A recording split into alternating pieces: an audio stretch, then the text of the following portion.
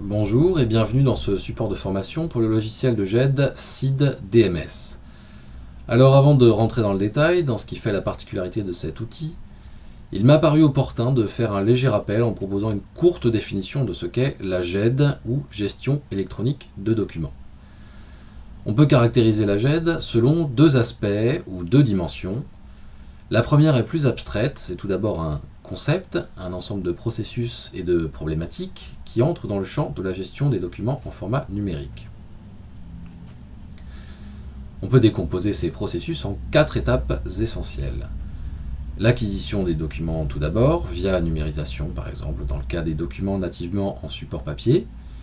Puis, et c'est la deuxième étape, leur traitement et leur indexation, traitement et l'indexation des documents bien entendu, notamment par l'association de métadonnées qui vont permettre la classification et la recherche.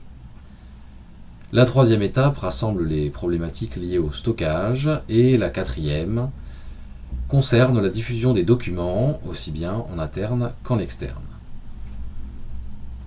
Le deuxième aspect, ou la deuxième dimension grâce à laquelle on peut définir la GED est plus concrète, c'est celle des outils qui rendent possible les processus mentionnés précédemment. Ces outils prennent la forme d'un logiciel dit de GED et d'un ensemble de modules complémentaires qui peuvent venir se greffer à celui-ci. Donc le terme GED désigne aussi bien les processus qui jalonnent le cycle de vie des documents numériques que les outils qui rendent possible la mise en œuvre de ces processus. Lorsqu'une organisation, quel que soit son type, ce peut être une administration, une collectivité locale, une entreprise petite ou grande, ou tout autre type de structure, lorsqu'une organisation se voit dotée d'un dispositif de GED, les bénéfices peuvent être nombreux. On donnera à titre d'exemple, puisqu'étant les plus significatifs, le gain en espace de stockage tout d'abord, puisque l'espace de stockage est bien moindre concernant les documents numériques. Le passage au tout numérique autorisé par la GED permet en effet d'épargner aux agents de la structure les armoires dans lesquelles les dossiers s'entassent et rend inutile la création d'un local d'archives. Un autre bénéfice conséquent, le deuxième, c'est celui du temps.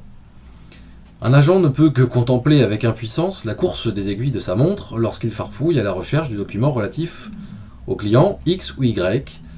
Et ça représente le meilleur des cas, on passe sous silence celui dans lequel la clé de l'armoire qui contient les archives courantes s'avère égarée.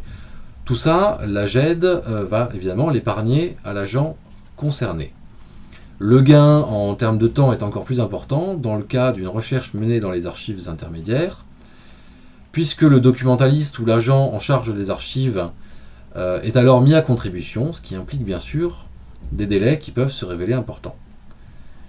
On notera enfin que le gain peut aussi être très positif pour tout ce qui concerne le travail collaboratif qui se trouve optimisé du fait de l'installation d'un système de GED. Donc c'est la productivité de la structure dans son ensemble qui connaît une croissance non négligeable, voire très importante, en conséquence de la mise à disposition d'un système de GED.